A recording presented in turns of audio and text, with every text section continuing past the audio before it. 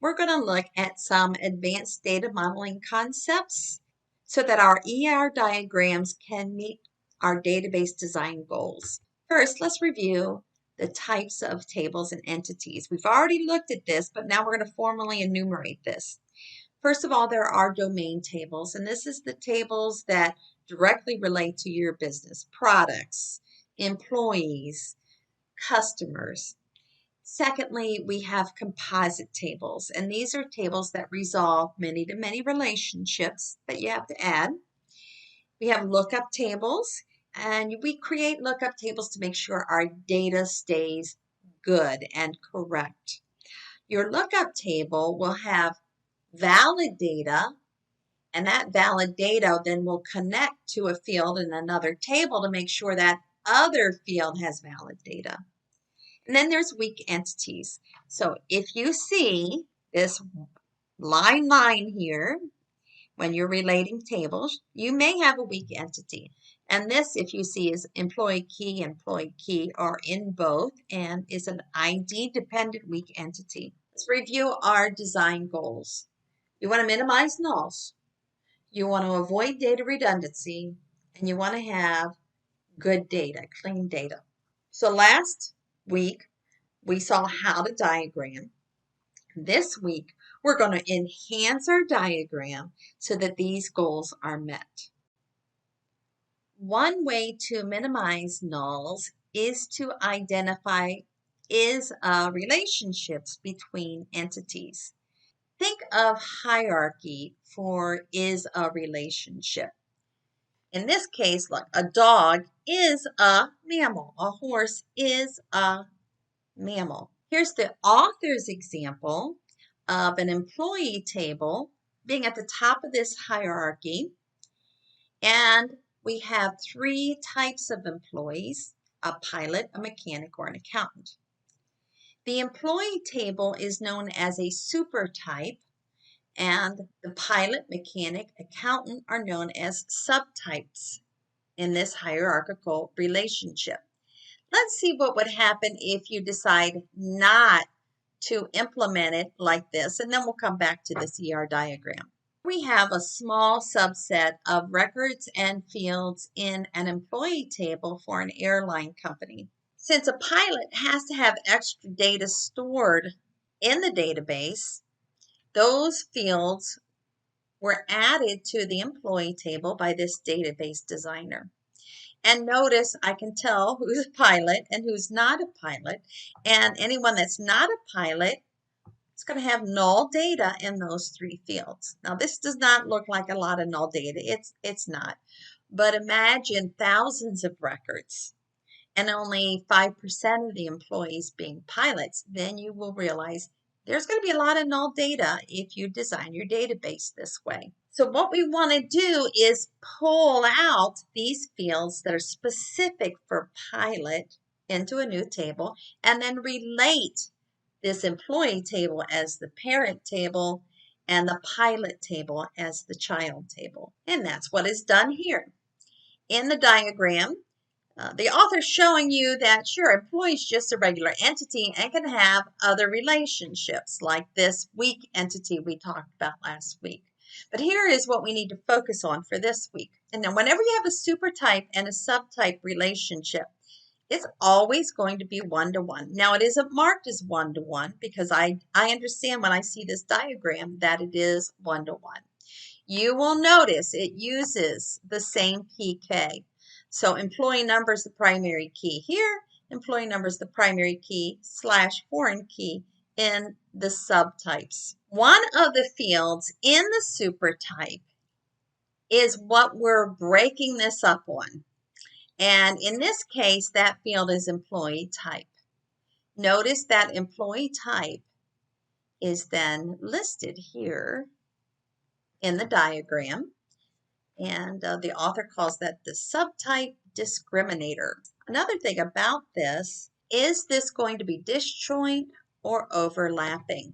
If an employee could only be one of these items, employee cannot ever be a pilot and an accountant in the company, then we're going to say this is disjoint. They can only belong in one of the subtypes. If, however, a record up here can have a record in multiple subtypes, that's overlapping. We're overlapping. So right now, you will see this circle with a D because this is a disjoint constraint. Finally, we've got the partial or complete constraint. And with a single line, this is a partial constraint. What that means is I may have many employees that do not have to show up in any of these subtypes. I might have a baggage handler, and I don't have a baggage handler subtype. There's no special fields for baggage handler, so why bother creating the table? Here, the author now shows an example of an overlapping constraint. In fact, the author is showing a specialization hierarchy here, and then within these subtypes, another specialization hierarchy. So we're going 3 levels on this specialization hierarchy. Let's see how we can read this. This is for a college database, and there's a person entity. Doesn't matter if a person's an employee or a student. They all have a last name and first name. But now notice this subtype discriminator, we have 2 of them.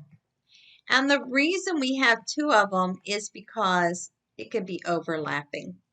So I just can't say person type, because if a person type is both employee and student, then I have a multi-valued field, which we learned last week is something you don't want to implement in a database. So we have some Boolean or true-false fields. A person is an employee, a person is a student, and they can be both. Notice also that there's 2 lines here. And those 2 lines are that complete or partial constraint. If you see both lines there, it's complete. So every person in this entity has to be in one of these 2 entities, and they may show up twice because of the overlapping. But you cannot not have a related record here. Primary key here is primary and for key here, same thing. Now if you're an employee, we have specific attributes. Just if you're an employee, if you're a student, specific attributes for student. Notice before we pointed out that employee can have other relationships outside of this hierarchy, and same thing here. We can go to a subtype and they can have other relationships. So an employee occupies an office. Within employee, an employee could be an administrator or a professor or perhaps a department secretary. Notice that this is overlapping. What does that mean? That means an employee could be both an administrator and a professor. However, notice it's partial constraint. So a record here does not have to be in one of the subtypes. Are you seeing how to read this? Let's look over at this one. So we have a student, and this is disjoint. You can't be both a graduate and an undergraduate student. You have to be one or the other, and that's what that means. And notice it's complete. So if you're a student, you're either one or the other. All students must belong in one of these and only one of these. Next, the author introduces this concept of entity clustering. This is a very easy concept to understand.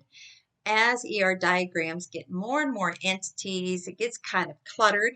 So an entity cluster, which the author is showing in blue, represents multiple entities. So this location cluster represents a room entity and a building entity. Recall that primary keys have 2 uses. One is to uniquely identify a record, and the other is to relate tables. It is desirable for primary keys to not be intelligent.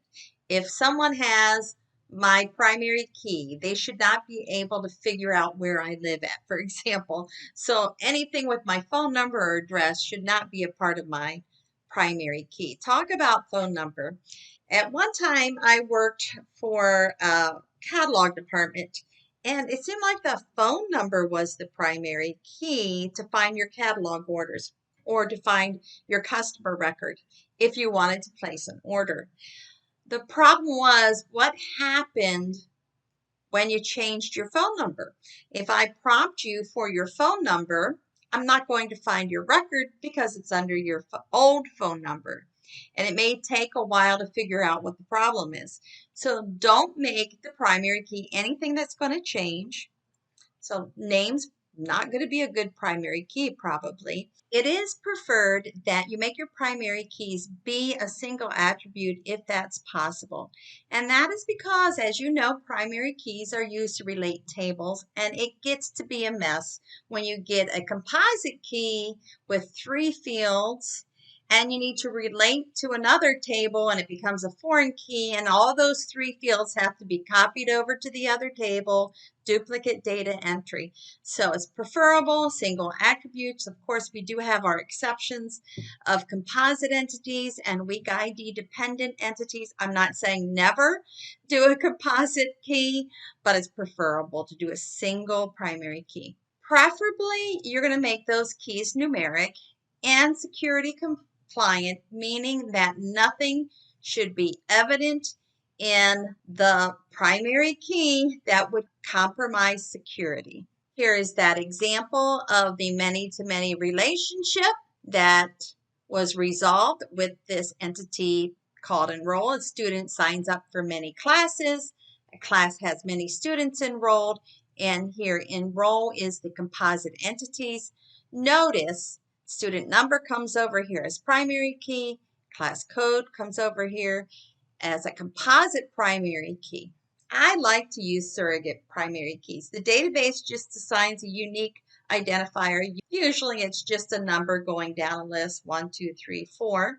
Use when there's not a natural key. There could be fields in your entity that could be the primary key, but again, you need to think about security. If you make that a primary key, then that data is out there and it could be a security risk. I want you to identify all of your candidate keys, even if they're a composite key. Now, a candidate key is a field or a set of fields that is unique like a primary key, but you decide not to make it the primary key. So those candidate keys, you need to identify those, because when you create your tables with SQL, you're going to use a unique index and the not null constraint. And that's going to help with your integrity. But if you don't identify it, it may not get done. Let's take a look at this table. What is the natural key? This is a list of events. So I think I could make a composite key of a date, a time, and a room. Can't have 2 events in the same room on the same date as the same time. It's a natural key. It is composite. I'm going to use a surrogate key here. I would not turn around and make that the primary key. Let's step through some design case situations. Depending on the type of relationship, where are you going to put that foreign key? Remember, the primary key becomes a foreign key in a relationship. If it is 1-to-1, remember you want to minimize those null values? So you're going to put the primary key to the foreign key where it's going to minimize null values. If there are 4,000 employees and 30 departments with the relationship manages, only 30 employees are managers. If you put department ID here, you're going to have, out of 4,000, 3,975 null fields? No. If you put it here, you have no null fields. Unless there's a department without a manager. Is that possible? Next, we have our one-to-many. And this is very straightforward. Say this with me. The primary key on the one side becomes the foreign key on the many side. There's no consideration of nulls or anything. Here we have the exact same 2 entities, department and employee. And now an employee works in a department. Here's the one side. Here's the many side. So the primary key here comes down to the foreign key there. Finally, you know, for many-to-many, you're creating that composite entity and putting the primary key from both of the entities that were joined in the many-to-many as a composite primary key. Sometimes you might decide to make that a surrogate key instead. That could happen. Design case 2, maintaining history of time variant data. I have a product with a price field. and the price is going to go up like normal. How do I know what the price was 2 weeks ago? Unless you designed for that, you're not going to know. Because once you replace the data in that field, it's overwritten and there's no history.